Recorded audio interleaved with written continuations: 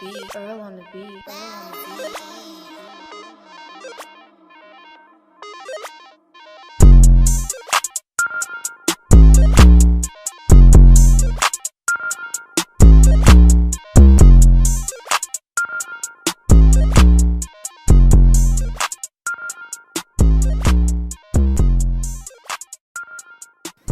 So, Dr. Cwik, do you think that the United States has hope with the current amount of debt that we are entangled in?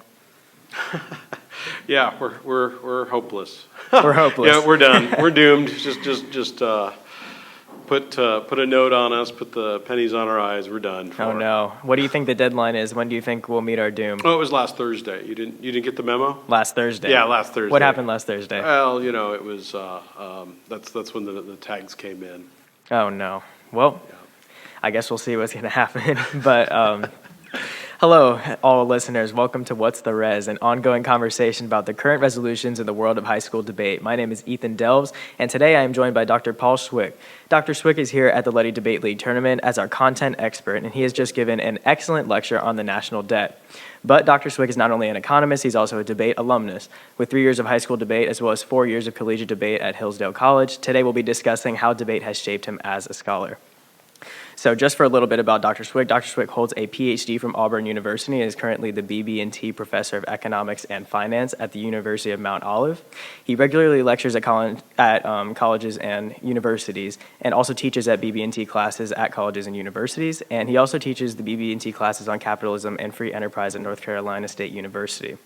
He's a prolific author with several articles on the Foundation for Economic Education and serves on their faculty network. Dr. Cwik, welcome to What's the Res? Oh, I'm happy to be here. How are you doing? I'm good, thank you. Thank you so much for taking the time today to speak with us for our listeners. Okay, so Dr. Cwik, would you like to tell us a little bit about yourself and what brought you to want to do debate in the first place? Well, I actually kind of stumbled into debate. I started off in forensics, taking a public speaking class because I like to hear the sound of my own voice. And so they said, well, we should get you into competition. And then after a year of forensics, I did debate.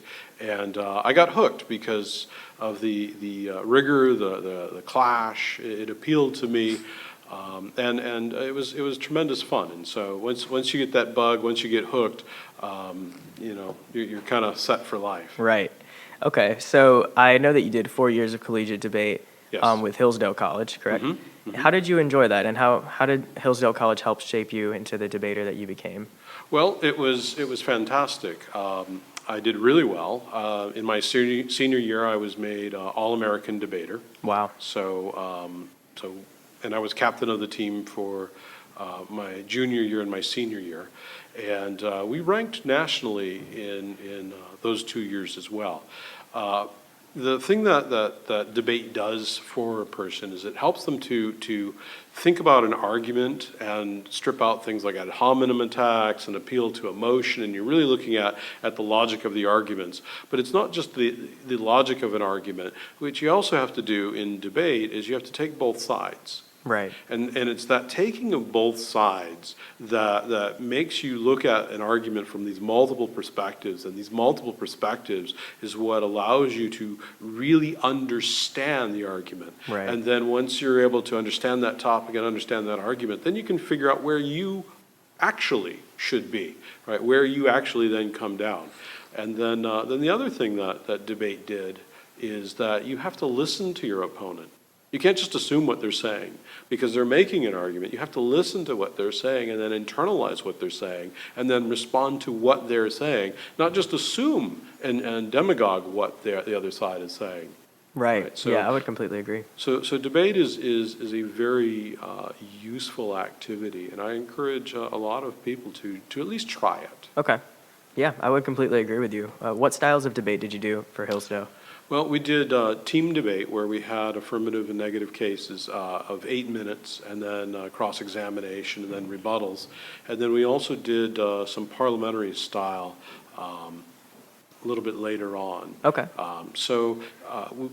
That was sort of fun, the parliamentary stuff. It was brand new when we started, so it kind of shows you how I didn't know old. Parliamentary was that new. Well, it was new for us. We never did anything like Okay. that, and so we went to Chicago to try it out, and we ended up we ended up taking second place, never Wow. doing it before. The first So- year.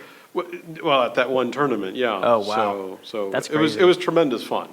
Okay, so were there any specific cases? Can you remember just one case that you really enjoyed, that you really liked working on, that still sticks with you to this day? Well, there was a topic that we really enjoyed, which was resolved that violence is a justified response to political oppression. Ooh, that's a good one. And so other teams were saying, well, in South Africa, under apartheid, they're being oppressed, and so they should rise up. And then pick whatever country, oh, these people are oppressed. And we said, this is a wrong approach, because you're just assuming that there is this implication.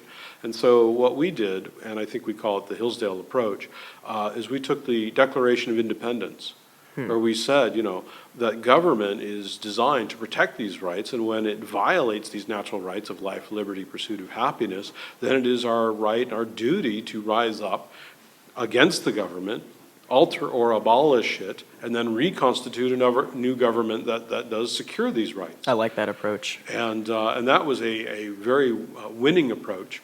And you say, well, what's the negative side of that? How do you stop that, right? Well, what we did was we asked a question in cross-examination, which said, is there a time limit? Right? Is there does this have to happen by tomorrow, or is it just can continue on? And usually they'd say, oh, there's no time limit, and that was our trap. Wow. Because then you can say, well, if there's no time limit, then we can do Martin Luther King or Gandhi, and we can do peaceful civil disobedience until eventually they relinquish their control, their oppression. So that was the most fun semester we had. Okay, I like that point about the time limit. That seems quite in contrast to the resolution today for the negative arguing on the time limit for violence, because now the affirmative is arguing that the debt is running out of its time and that we're in trouble. So now the affirmative has to prove the burden of time limit as well. And I think that I would argue that mostly the negative does seem to have that burden of time limit, and putting a hard fist on the affirmative case, saying why the affirmative is wrong and building their own negative case. But at the same time, I think that's a really interesting resolution that you got to debate, and I hope that someday I'll get to debate that one. I had a similar one about civil disobedience in a democracy, so not quite the exact same, but I also really enjoyed that resolution with that little twist on it. Looking back from your position as an academic and an economist today, how was debate formative for you, or was it formative for you? How has it shaped you into what you are today? Well, I think that it helps a lot with any sort of public speaking, because as a professor, you make a mistake on a marker board, you've got 40 sets of eyes or 100 sets of eyes or however many noticing every little mistake you ever do. So if you misspell a word, right, they all know. So you have to have a degree of confidence of getting up in front of people and saying something. And in debate, you lose sometimes, right? You don't always win. You make mistakes. You lose arguments and such. And it's that repetition of failure is a strong motivator to improve. But it also humbles you and it propels you forward. And then, as I said before, the ability to listen to what the other side said, and then take what another perspective is into it. As an academic, you absolutely need to be thinking about these different questions from these multiple ways, because maybe you're not right. Yeah, just maybe. A lot of people seem to have trouble accepting that these days. Absolutely true. Yeah, I think debate is really good at that too. I love seeing two sides of an argument, and I oftentimes find that when I see both sides of an argument, I find it really hard to take a stance on a lot of the resolutions that I've debated over the years, because I just see so many facts and so many values on each side. Sometimes it can be difficult, but I also really like your point about public speaking, because currently the number one fear in America is of public speaking above all else. It's not one I've ever had. Yeah, and I mean, I think it's a really special thing to use debate to help overcome that fear and to voice your ideas in society and bounce them off of other people, so that we can be, I would say, proper and good citizens of society. You have to speak clearly. You have to articulate. And how are we dressed today? Are we all slobs? Oh, no, we're dressed formally in suits. Right, and so it's a presentation. You are putting your best self forward, and you're making a pitch. And that can be in the boardroom. That can be a sales pitch. That could be to customers, right? And it's that sort of training that is invaluable. So you see a universal application of the skills that debate has helped you build? I would hope so, yeah. Okay. Yeah, absolutely. Awesome. So, knowing that you did high school as well as collegiate debate, are there any differences between high school and college debate that you could point out for us, for debaters going into college hoping to continue their path of debate? Well, back when I was in high school, we debated using sticks and stones and, rubbing a couple sticks together to make fire. So it was a while ago. Debate has changed in its rules. There was a very, very predominant technique in high school, which was speed and spread, where you go as fast as you can. And I always reacted negatively to that. Not once have I ever found that skill to be useful in my actual life. And so when we went to Hillsdale, the coach, we were a small team, right? I mean, Hillsdale's only, at that time, it was 1,060 students, right? So it was pretty small. And so the team was, not even 10 people. And so we mapped out a strategy of slowing it down and really making the argument the center of what we were doing. In fact, we decided that we would host our own tournament at Hillsdale, and when we did that, we didn't allow all of the formally trained judges and the coaches from the other schools to judge. We actually brought in attorneys from the surrounding area, and we said, you sit down, you listen to what they're saying, and you make the decision. And then in the last couple of years, we brought that tournament, the final round, to downtown Hillsdale, because it was the county seat. We had it in the old courthouse. We had a real judge sitting there as the judge, and then he would interrupt them in the middle of their speech. Wait, what are you saying there? Right? Wow. And that was an invaluable experience for all of the debaters there at Hillsdale, and they loved it. I'm sure. That's definitely a lot different than I've seen in the types of debates. I think we were unique on that one. Yeah. And we tried to be, and it was fun. So in college debate, do you see as much spreading as you do in high school debate, or are things different once you get to college? Well, in college, there were many different leagues, right? So there was like NDT, and then there was a cross-examination debate association, and then there were a couple of others, and you would basically say, you know what, these guys are going too fast, we don't like them, we're going to form our own group. And so then we did, and then some of the others, we would grow, and then so some of the others would see that their pond was shrinking and evaporating, so they would then move over into ours, and then that would reintroduce the speed again, and then we would we got to splinter off yet again, right? And so it was this evolutionary process, and I've not actually been in the collegiate debate world, since then. So I'm not exactly sure what the landscape is like today, but the core of making a good argument and speaking in a conversational tone and being persuasive with your logic and your facts and such, those are the key elements. Right. So you would say that spreading almost deteriorates the educational aspect of debate and the formative aspect of debate when you It really is. I mean, there's probably an application of it if you're an attorney.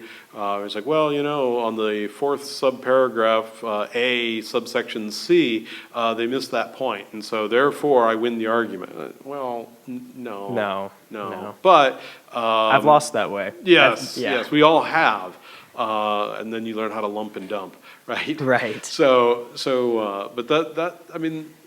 a skill, but that's a skill where you can be attentive to detail. Right. Okay. That's necessary. I understand that. But in terms of a much broader range of skills that you can use on a daily basis, not so much. Okay. And I know that you've written for the FEII before, the Foundation for Economic Education. Yep. What topics do you like to write about? What are some of your favorite things to put on paper and send out?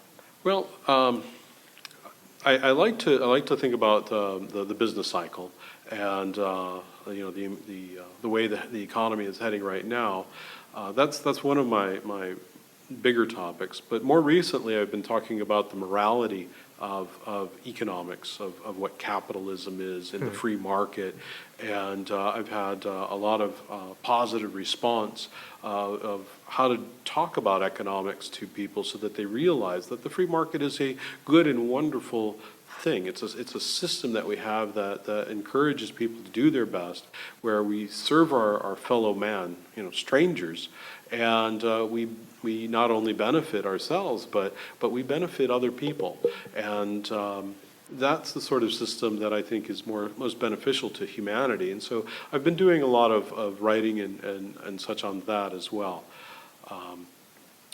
But what FEII is, the Foundation for Economic Education, and the other group, the Mises Institute that I'm affiliated with, what we're trying to do is to remove some ignorance, right? Because people just don't know what economics is. So recently they came out with the Green New Deal, and it was like, oh yeah, I love the Green New Deal. Well, let's look at it, right? You want to get rid of 90% of the cars, you want to get rid of airplanes. Oh no, I don't want to do any of that. Well, they were ignorant, and you fill in some facts, right?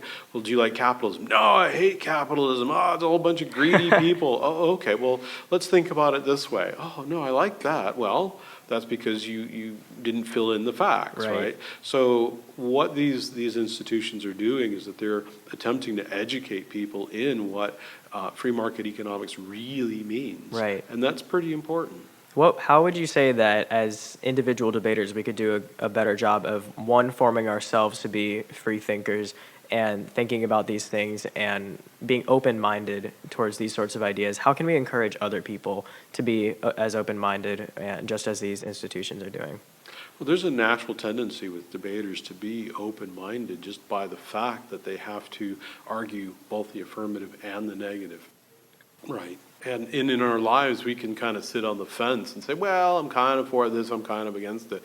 But when you're put in a negative position, you have to really defend that side as best you can, right? And if you're a lawyer, right, that's your job. I'm going to defend my client as best I can.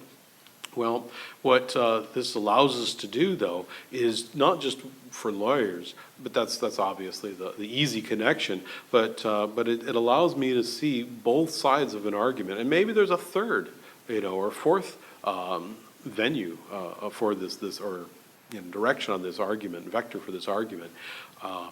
And so we need to be constantly coming up with new arguments for the affirmative and for the negative, and that is by definition being open-minded by looking at it from all these different positions. And then the rules of debate allow us to be civil. Right? Because I can't just get up in the middle of your affirmative and just start yelling in your face or beating a drum in your face, right? I can't do that. That's not allowed. You have to sit, you have to listen. And if with your partner, you can't communicate to your partner either, right? So you have to be patient and support your partner, but also let them do their thing, right? So you can't always jump in, right? So there's a degree of civility and patience that come into all of this. So there's a lot of wonderful things that come out of debate. What would you say is the centerpiece, or really the essence of debate as a communication exercise, as an educational formative skill? What is the centerpiece of this entire exercise that we're doing? It's the ability, what you're trying to do is hone the ability to clearly articulate your argument. Right? So it's partially logic, it's partially facts, and it's partially structure, but it's also partially your ability to speak in front of a group of people, clearly put forward your thoughts, and so it combines a lot of different skills, but the ability to clearly articulate your position is really important. Okay. So kind of bouncing off of that idea, for all of our high school debaters that are here today, and for all of the What's the Res listeners that we have out there, what advice, if you could offer any advice to these debaters, would you give to them as a high school and collegiate debater? Well, first, I guess the first thing is you have to find the joy in it, right? You have to have fun doing it, because if someone's making you do it, it's no, and you don't have a passion, you're not going to get involved, right? So the first thing is that you have to find the joy in it, and if you're not enjoying it, don't quit. Find the joy in it, right? That's one thing. Because there is joy. I think there is, right? I think so too. But the thing is that you have to find it. Maybe if like I don't want to speak in front of people. Well, you have to overcome that, And don't think of it as a hugely negative thing, but then go out and find, a passion in it. And then once you're able to do that, most of the other things will fall into place, right? Because then you'll find that you'll enjoy coming up with your arguments. You'll enjoy coming up with thinking about what inflection points, what words would I have to emphasize to get this point across a little bit more, right? Or, that the judge never heard that argument the way I thought I was presenting it. How can I present it a little bit more clearly, right? And all those sorts of things. Right. So if you find the joy in it, that will help propel and motivate you to be better. I really like that argument because oftentimes Mr. Herring says that one of the biggest downfalls of humanity is accidental isolation. And as human beings, being creatures of communication, we strive and we desire communication with other human beings. And when we don't have that, our joy sort of diminishes and we aren't fulfilled completely. So I think I would completely agree with you there that debate fulfills our sense of a need for communication, a need with speaking with others, and even arguing peacefully and civilly, like you were talking about, with other people. And I also know that both you and Mr. Herring went to Hillsdale College, so I wanted to ask one question, or I guess even more questions about Hillsdale, saying that it's really interesting, and I do agree with the entire Hillsdale approach to debate, eliminating spreading and going for the real key argument there. Mr. Herring has a regular habit of telling all of his students to at least apply to Hillsdale College. Would you agree with Mr. Herring in this? Oh, yeah. Yeah? Absolutely. All the way. I mean, what am I going to say? Let's diminish my degree? No. Right. In seriousness, Hillsdale is not for everyone. Okay. It is a small school, and some people need large schools. It is a school that is in a rural area. Now, it's grown since I was there, but it's a little isolated. And if you need to be in the middle of the action in a city, then it's not a place for you. But it was perfect for me. It was small. It was the size where you got to know all of your professors and they got to know you, where you're going through year after year with all the same people, and so you know all of your classmates and the people a year ahead of you and behind you. And that was the sort of atmosphere where we would debate with one another, even in the lunchroom. And people would say, "Well, why do you believe that?" Right? And then I'd be thrown up against the wall, metaphorically, and say, "Yeah, why do I believe that?" And it was challenging my priors. And these are the sorts of places that you should be able to freely discuss and ideas openly. There were no safe spaces back then. All of these sorts of challenges were great because they forced me to think through what I do believe and why. And go more deeply. And so Hillsdale's a small school, but it is a school that has a very long and ancient history. It goes back to 1844, and it graduated both blacks and women before the Civil War. So it has a rich history, and it is one that of a very proud tradition. Wow, that's really cool. So if you could help sum up that idea a little bit, what kind of person is Hillsdale College for? Well, Hillsdale College is for somebody who is interested in academics, in the world of ideas. It is a school where you want that sort of personal association. It is not a party school. It is not one of those where there's 20,000 other things there to distract you, because there really isn't. And so you concentrate on your academics or your sports and your academics and those sorts of things. Now, I would be remiss not to put a plug in for my own school, which is the University of Mount Olive, which is in North Carolina, and we have about 1,000 students, and we're also a small rural school, so if you're looking for that sort of thing but a little bit closer, University of Mount Olive might be something that you might want to look at. Awesome. Okay, well, I have thoroughly enjoyed this interview. This has been a fantastic interview. Dr. Cwik, thank you very much for joining us on What's the Res. Thank you. I enjoyed it too, Ethan. All listeners, if you have any questions or you want to email us, you can email us at whatsttheres@gmail.com. That's WHATSTHERES@gmail.com, or you could follow us on Instagram at whatsttheres_. We appreciate your kindness and candor, Dr. Cwik, and join us next time for more What's the Res.